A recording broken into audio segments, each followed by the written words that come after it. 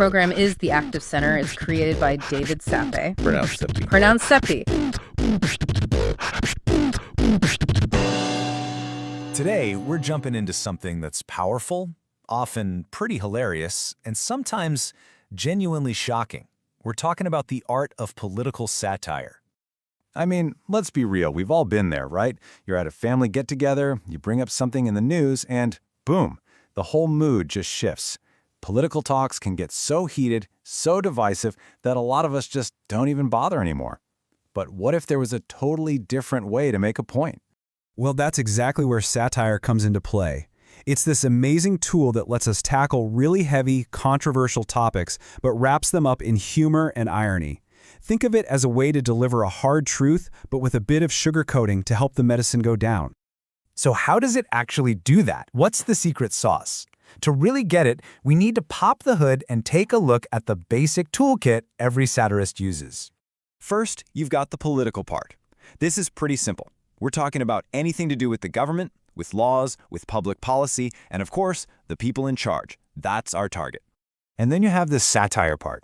Now, this is not just about telling a joke. It's way deeper. See, when we're laughing, our guard comes down and we're just more open to hearing an idea we might normally shut out. The whole point of the humor, the exaggeration, is to expose something the artist thinks is deeply wrong or unfair. It's all about revealing a hidden truth. And it almost always boils down to two key ingredients. First up is allusion. That's just a reference to something we all already know, like a politician or a big news story. Then you mix in caricature, taking one specific feature or trait and blowing it up to an absurd level. That combination right there, that's the engine behind everything from old school essays to the memes on your phone right now. Okay, to see just how incredibly powerful this can be, let's rewind the clock. We're going to look at maybe the most famous and definitely one of the most shocking examples in all of history. Yeah, you heard that correctly. Back in 1729, a writer named Jonathan Swift published an essay, and his modest proposal for solving poverty in Ireland was for the poor to sell their babies to the rich to be eaten. It's a completely horrifying idea, and you can bet people who took him literally were absolutely furious. But of course, he wasn't actually serious. The real target wasn't children.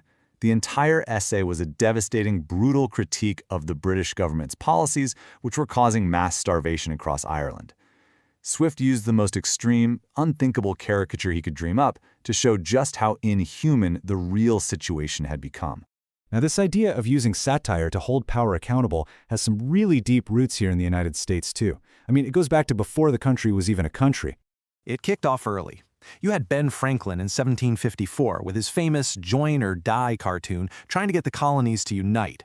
Then, by the 1800s, magazines made political cartoons a huge deal, and that's when this one guy, Thomas Nast, basically became the master of the form. How much of an impact did he have? Well, get this. You know those symbols for the two major American political parties? The Republican elephant and the Democratic donkey. Both of them were made famous and basically locked into the public consciousness because of the cartoons drawn by this one man. That's incredible.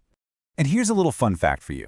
The same guy who gave us our most famous political symbols, he also created the modern image of Santa Claus. You know, the jolly guy in the red suit with a big white beard at the North Pole. Yep, that was him too. It just goes to show you the massive cultural footprint a satirist can have. Okay, so let's fast forward to today. What does this all look like now? Well, the ingredients are still the same, but the way we get it has been totally supercharged by technology.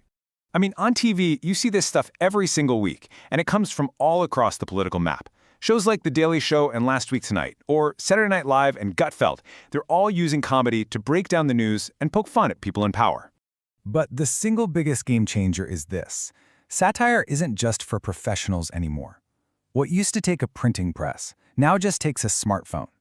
Anyone can cook up a meme or a viral clip and send a piece of political satire around the world in an instant. But that also creates a brand new problem, right? When there's so much out there, it gets a lot harder to tell what's a joke and what's actual misinformation.